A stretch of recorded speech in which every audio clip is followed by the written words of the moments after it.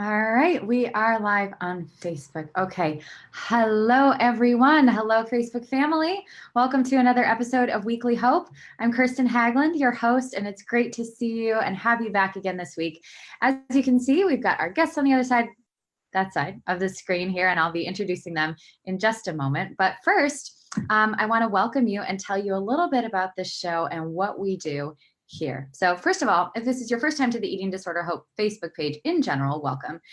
We are an online mental health resource hub. Obviously, in our name is eating disorders. That's what we are all about, trying to get you the information, resources that you need if you are struggling with an eating disorder, if you're a family member or a loved one supporting someone.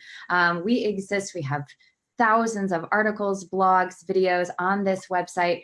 Obviously, you can see many of them here on our Facebook page to try to get people the resources, the information, the treatment options, and most of all, the help that they need if they are navigating this and really wherever they are on the recovery journey. So that's what Eating Disorder Hope is all about. If you want to learn more, of course, you can visit our website. That's eatingdisorderhope.com, and you can connect with us all across social media here on our Facebook page, on Twitter at EDHopeGlobal, and on Instagram as well at Eating Disorder Hope. So that's a little bit about what we do. This show, Weekly Hope, started last year, 2018, in May. And what we do is we said, you know, there are so many incredible clinicians, experts, advocates, speakers, authors out there who travel around the country and speak on eating disorders or work in treatment centers, and they have incredible expertise. And we want to bring them on here in a community forum, ask them questions, get their insight on a variety of different topics, and then give you the chance to ask questions. So that is what Weekly Hope is all about. Of course, if you want to check out previous episodes, you can do that. They're all here on our Facebook page under the videos tab, but you can also check them out on our YouTube channel. So if you head over to YouTube, search for Eating Disorder Hope, then you'll be able to find our channel and see all of the previous episodes of Weekly Hope. And there are a ton. So you can totally spend hours on YouTube watching past episodes where we try to cover, just the whole gamut. So go have fun. Hopefully that's educational and inspirational for you, and or for a loved one if they need those resources as well. So feel free to watch and to share and to come back, because we are here pretty much every Wednesday around noon Eastern time. So feel free to join us next Wednesday and the Wednesday after that, and maybe you can sit down with a cup of coffee over your lunch break with whatever you're munching on, and join us here to get some wisdom, insight, and hopefully some inspiration as well. So that's a little bit about what we do here. I am going to introduce our guests, and we're going to dive into our topic. And this is a really, really interesting one this week. We're going to be talking about special considerations in inpatient care for the Orthodox Jewish community.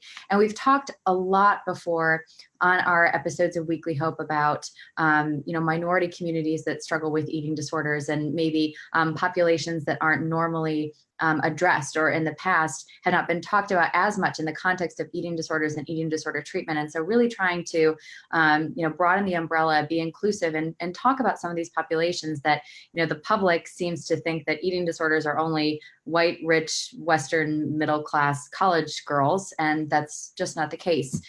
Eating disorders do not discriminate based on weight, size, shape, color, background, ethnicity, religion, and where you live on the globe. They just do not. And so I'm really, really excited to talk to our guests about this population and what they've been doing in their own work. So without further ado, I will welcome our guests. Thanks for listening to me chat through all of that. So we've got Claire Gish and Heather Gilliam joining us from Oklahoma today. And I'll read a little bit of their bios for you. We've got Claire. Claire, you can wave. Hi, that's Claire. Claire has been a clinical dietitian with Laureate Eating Disorder Laureate Eating Disorder Program, since 2011. She serves as a milieu dietitian for the adult program. Claire is the manager of nutrition services for the entire eating disorder program at Laureate, overseeing the dietitian staff and working with culinary services for the program. She earned a Bachelor of Science and a Master of Science degree in nutritional science and dietetics from Oklahoma State University, and enjoys working with patients both in the inpatient and outpatient setting on nutritional goal setting and the application of skill sets to effectively treat and manage the individual's eating disorder throughout the recovery process. Claire uses an all foods fit approach to meal planning, which legalizes, I love that word, all food groups and allows for flexibility and trust. So that's a little bit about Claire. She's going to be handling the nutrition piece of this conversation. And then we have Heather Gilliam. And Heather completed her bachelor's degree with a specialization in counseling and psychology from Southwestern Assemblies of God University. She completed her master's and doctorate in clinical psychology at Regent University. Dr. Gilliam is a member of the American Psychological Association and the Oklahoma Psychological Association. She joined the adolescent treatment team at Laureate in 2012. Her published works are focused on God images, or the emotional experience of God in children, as the integration of religion and spirituality in treatment and recovery. Her additional clinical and research interests include trauma recovery, health psychology, and identity development. In addition to her career as a psychologist, she's served in program direction and development of children's ministries with her religious communities. Heather enjoys home life, cooking with her husband, being a mom, and nurturing a pack of 4 beloved pups and a darling cat. Did you know all that was in your bio? I did, but I thought her dog mom status would be his too. I should have read hers before I sent it. No, I love it. And you know, it's a lot, but it offers such great insight from like the perspective that you guys are speaking from. So I think it's really, really important to read everything about what you guys do. So obviously it's an honor. And both of you are at Laureate right now in Oklahoma. Is that correct? Yeah, cool. Wonderful. Okay, so thank you so much for joining us. First of all, why don't you tell us a little bit about what you do at Laureate? So Heather, we can start with you. Okay. So I'm a psychologist in the adolescent side of the eating disorder program here in Tulsa, and just work with a really wonderful team. We have 4 other therapists and multiple dietitians helping us as we kind of attend to this milieu of young women who are here for inpatient treatment, and we provide care all the way through residential and levels of care, working very closely with families. So a lot of group and relationship-based treatment here in our role, and working with trainees. Great researchers in our Laureate Institute for Brain Research that come and join us and work with us, and continue to work with our patients as well. So we've got sort of a multifaceted sort of role, no matter who we are here. Wonderful. And Claire? So that's, I can describe my role here. Yeah. So I actually treat patients, but manage the entire nutrition program for Laureate here. Training dietitians, training students that come through, and working very closely with all of the patients throughout all of their levels of care. And then I also work really closely with our culinary team to make sure our menus are meeting patient needs. We're making modifications as needed, and basically just making sure everybody's getting their needs met in an appropriate recovery-oriented way. Cool. Awesome. You know what? We just had Becca Joyce, and thanks so much, Becca, for commenting and letting us know about this, that they're having just a little bit of trouble hearing you. So is there a way that you can bring the computer a little closer or something? Probably can. And I wonder, what does it help to do volume? Yeah, that actually worked really well. And Becca, you just let us know if there's any other audio problems. It's always so great. Yeah, I was going to say, it's always so great. We have people that always are able to chime in and say like, hey, we can't hear you, or you're freezing or something like that. And they let us know what's going on. So cool. I think that should be better.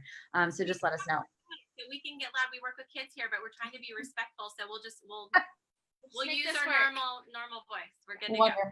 Sounds great. And also just want to put a disclaimer too. And as we get into this conversation and you're watching, please leave a comment, say hello, let us know where you're signing in from. And Becca says much better. Awesome. Thank you. And of course, chime in at any time with questions or comments if you've got them. And I'm monitoring the comments, so we'll get your questions in.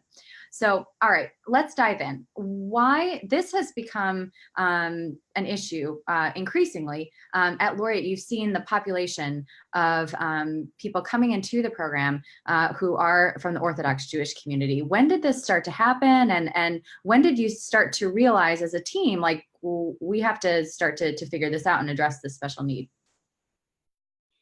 So in my time here, we've seen a number of patients. I would say yes, increasingly over the last 6 years that I've been here. Our marketing team would probably have to tell you when we had our first Orthodox patient, or our admission team. But really, this has come through the connections that we've built. We're a very small program, and we are that way by design.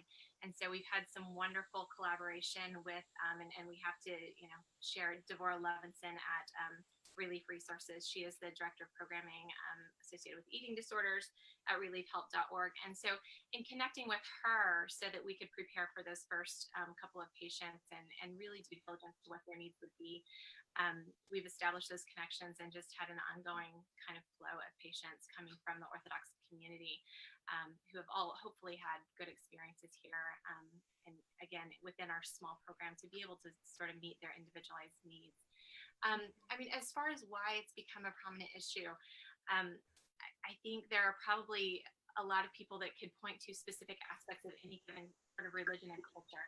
I really have to say that for the most part, our connection to these patients has been about the relationships that we've built with the first few and then continue to build ongoingly.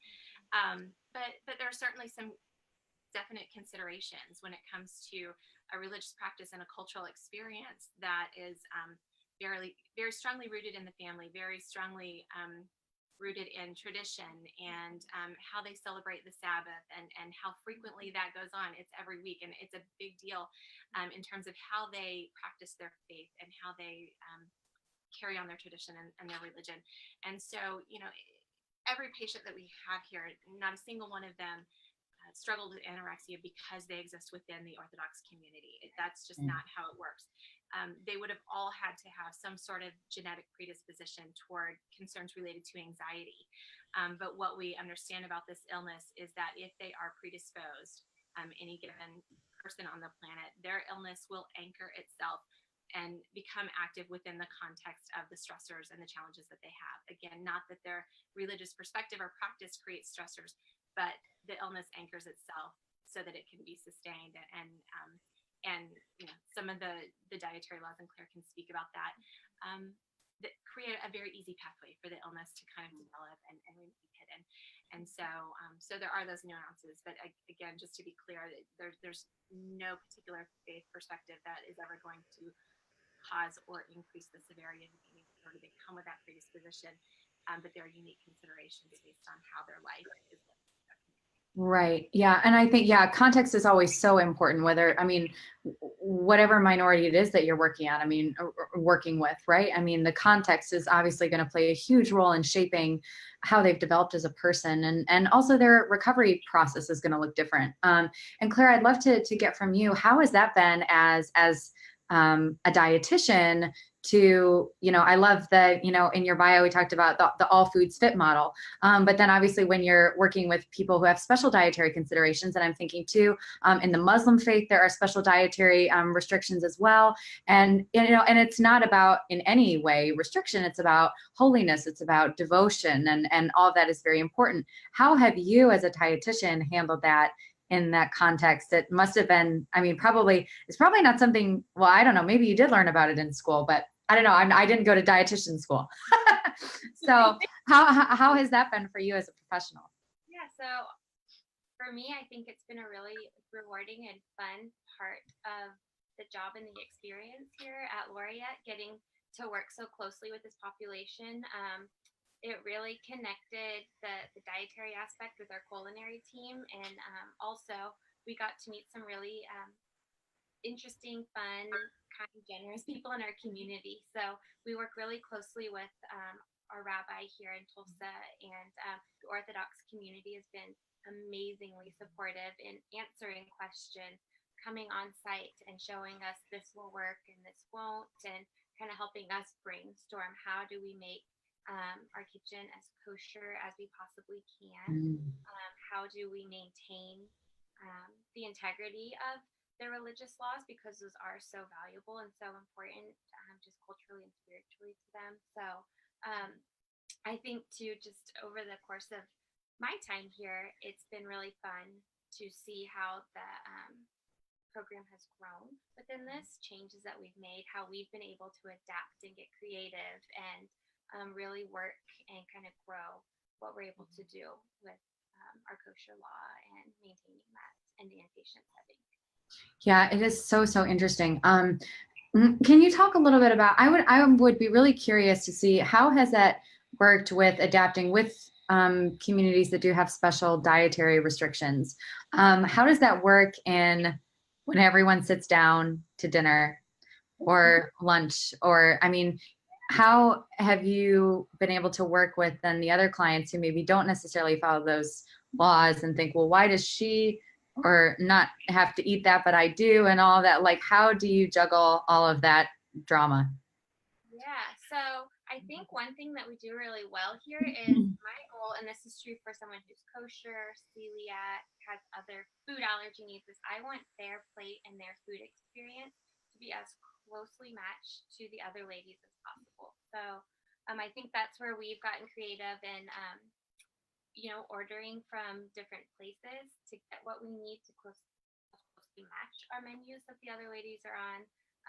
I always encourage our patients as well to share about their culture in group experiences and at the table and educate their peers as to why they're doing this, that, or the other and why that's important to them and just kind of the religious background that that's coming from.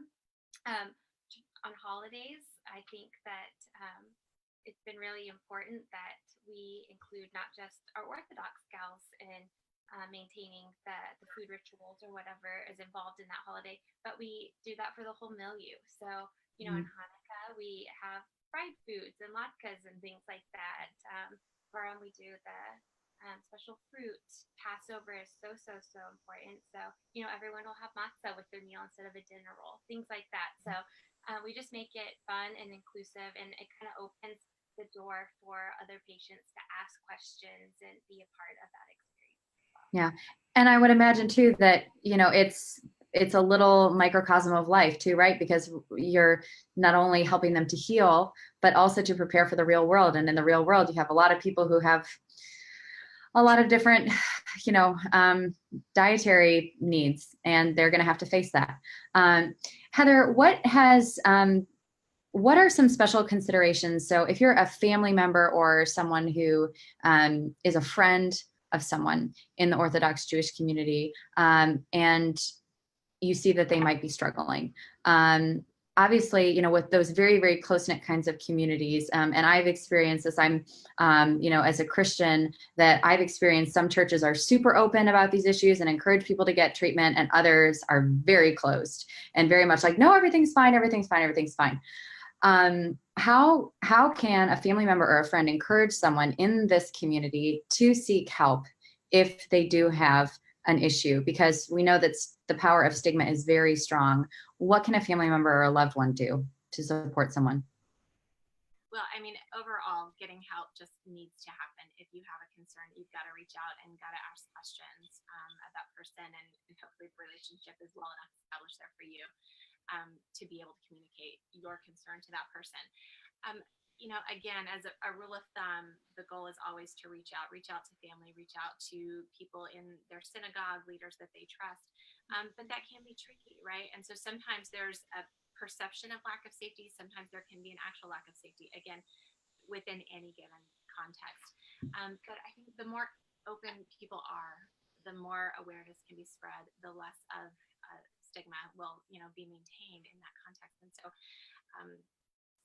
that's a very general answer, right? And it's easier said than done, but to reach out and to ask for help and to reach out to the loved ones of that person, whoever they have a connection or relationship with. And if they are struggling to do that within the context of their community, they have beliefs that their family will not understand or anyone else. Again, there are wonderful resources out there. The NIDA website provides really terrific links and resources for friends, loved ones, family members of someone who is suffering from an eating disorder. So start there, even to get conversation starters going, ask open-ended questions and communicate that concern. And then again, I cannot say enough about Deborah Robinson and her group and reliefhealth.org. They can absolutely give guidance for how to open that dialogue. And there are different levels of, experience within the religion. We have some Orthodox patients that are very, very, ultra Orthodox. They would kind of say my family's very ultra Orthodox. Others say my family's more lax, and so there's so many differences there. But just not being afraid to ask the questions. And being aware, again, that there are things within the family context and how they celebrate things that can be tricky, right? It can be very scary for fear of, offending them, but asking questions and say, I don't know. It's okay, even for us to say, I don't know. Can you share with me what that would mean for you? And I think that's the piece that, if it's a matter of like reaching out to somebody that we see as suffering, to be willing to overcome our own fear and say, I don't know.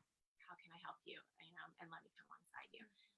Yeah, that's such great reminders. And it's things that it seems like common sense, but at the same time, it's not. And we need to hear them again, especially if we're a loved one or trying to support someone or help them get into treatment. It's always good to hear these things again, especially from a professional. I would love for you to let me know the name of that website again, because I put in the comments the article that Laureate provided to Eating Disorder Hope. It's a great article on some of the specific hurdles for eating disorder care in this population. And I put it there in the comments section so that you guys can click on it. But you also mentioned another website, and I would love to put that in. So could you just tell me that again, Heather? Reliefhelp.org. What is it? Reliefhelp.org. Reliefhelp. Relief. Yeah. Yes. Relief. Help. And it doesn't appear to be, Hasidic or Orthodox, but reliefhelp.org. And they'll find Devorah Levinson. And this is an international community that provides assistance and resources and referrals that are usually very, very well informed by people within the Orthodox community. Oh, that's awesome. Okay, perfect. So I put that in the comment section as well. And I just want to let everyone who's watching know that we are going to be wrapping up here in a few minutes. So if you have questions, please pop in and ask those before. Eatingdisorders.org, which most people know that, but the links on that website are fantastic. NEDA.org, you get something at nationaleatingdisorders.org. Yeah. Okay, about like the dietary stuff as well. One thing that is really important if you have a loved one that is in treatment, it's so important also to present the I don't know to the family as well. This is especially true on our side of the program, but I imagine for the adult side as well. To know when patients are struggling and utilizing the religious and dietary laws to maintain their eating disorder while they're in treatment, to be able to reach out to the family as well and say, I don't know, can you let me know? And they can usually tell you, yes, we practice that, or no, we don't, or no, you're absolutely right, because a lot of times they may or may not. Yeah. That's a really good point. Just for providers out there, if you have a patient or client that you're working with and you're not sure, just like you would with any other eating disorder patient, you're not sure, ask the questions. It's okay. Eating disorders can be manipulative and they're scared and all of those kinds of things. So if something doesn't feel right, trust your gut and just be like, I'm not sure about this. I'm going to find out. If you're still not sure when the patient answers the question, utilize family, or I reach out to our local rabbi and his wife a lot for different questions. Also getting the name and number of the rabbi back home and calling him and asking, like, this is what's going on. Is this what you all discussed? And you can kind of go from there. And many families will have done diligence or, will accept the encouragement to reach out to their local rabbi and to explore the options for religious exceptions during their course of treatment. So what provides them the best shot at their recovery while not compromising the integrity of their relationship with God. What is religious practice and what is their connection to God, and to really be able to break that down and to discuss that openly with families. They tend to be very, very open to the reality that their goal is a healthy child or a healthy loved one, and their connection to deity and the religious practice can come back together. Lots of discussions about partial levels of care and how that works, but just don't be afraid. Yeah. No, and I love that too, because spirituality is also, can be such a beautiful, cohesive, holistic part of the recovery process, right? And so it's never, I think, a barrier to recovery, that it can be a beautiful just a beautiful part of the process. And I know it was for me. And so, and I know people of other faiths who, the same thing, it was a huge assistance in healing. That relationship with God was a huge part of their recovery process. Last question for both of you is, you were telling me a cool way when kind of this population started to grow at Laureate and delving into the issues of cultural competency with your team of people treating. You told me as we chatted before, it's a cool story about someone you brought in and kind of the team experience and learning about this population. Why don't you just share a little bit about that? And then for providers as well, how they can kind of dive in when they have people from a community maybe that they haven't treated before coming into their program.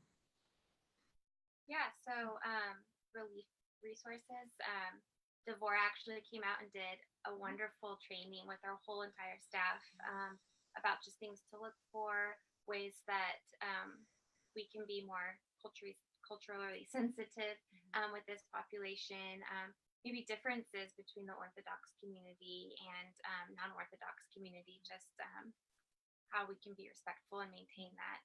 We have our rabbi come in and do trainings as well. We've had just people from other cultures and religions. So we had someone who was Islam come in and kind of teach us about the different religious practices and food laws and all that kind of stuff. So just including your community, and there's so many resources available out there to learn and educate and kind of grow yourself with all different types of cultures and populations. So we're really a big advocate of making sure that we're doing due diligence and kind of staying on top of all of that. Yeah. And it can seem very ominous, all of the laws and the nuances within cultures and religions. And so if we have a Muslim patient here having somebody practicing Islam, just to tell us the very simple things like, whose hand you do and don't shake, how you respond to male and female, mothers, fathers, brothers, sisters of patients in a different context. I think the simple do's and don'ts has been so valuable, things that we might not think of. And we would be very well-meaning and well-intended in how we approach families, but to have that information, and then again to ask families once they arrive, how does that work for them? It's been very valuable because we could, and we're all human, and to be able to admit that there's a faux pas here and there. Most people at this point, they just want to join with you, and so your willingness to just be willing to say, help me learn about you and help me. How can I help you? They'll tell you. They'll tell you if you ask, and they usually it's a big piece of the relationship building process to ask and to let them answer, and again to provide them with some clarity that we are not from within the Orthodox community. We are not from within the Muslim community. And there are more differences within groups than even between groups. And to recognize that because we've created a bundle here doesn't mean the next Orthodox patient we see or next Muslim patient or otherwise will be similar. And so to recognize those differences and build relationships is very powerful. And to understand that we're not here to shape, change, allow recovery to alter things, but to help them enrich their own identity, their own faith perspectives, and to validate their own relationships. That's the biggest part, and that's where the science of connection comes in over, the religious bias. Yeah. I would say too to providers, don't be afraid to make a mistake. You're going to make a mistake, and that's okay. In my experience, just in working with all different cultures and populations, the fact that they know you're trying goes a long way. So you make a mistake, apologize, and ask, how can I do it differently next time? That makes all the difference in the world. So don't be afraid to jump in and just kind of figure this out and learn as you go. Yeah, wonderful. And I just want to say, Becca commented as well. She said, recovery is mind, body, and spirit. Thank you for being here and sharing this with us. So obviously, it's a challenging topic, a really, really good one. And so that's probably why our questions are a little bit quieter today. But know that people are watching, and this video is going to live on the Facebook page for the rest of the week, pinned to the top. And then we'll be, like I said, here on the videos page of our Facebook page, as well as on our YouTube channel. Heather and Claire, this was a really, really good and needed conversation. Thank you so much for sharing your special insight and wisdom with us, and so that we can learn from you and hopefully spread this information far and wide. So thank you both so much for your work at Laureate and for being here. Yeah. All right. Thank you guys so much. And thank all of you. Just want to say, we appreciate your time, and we will see you next week, Wednesday, February 6th. We're already in February, again at 12 p.m. Eastern for another episode of Weekly Hope. If this is meaningful to you, please feel free to share. In the next day or so, it will be up on our YouTube channel so that you can share that link. And just want to encourage all of you, if you're watching and you're someone who is struggling or in the recovery process, just want to encourage you to not be afraid, to speak up, to be an advocate for yourself, to get the help that you need, even if it just starts with trying to find more resources for yourself online, or just talking to one friend about what you might be going through. That really it makes all the difference in the world. So just want to encourage you to keep going, to seek help if you need it. There is lots of support out there for you, and you are absolutely not alone.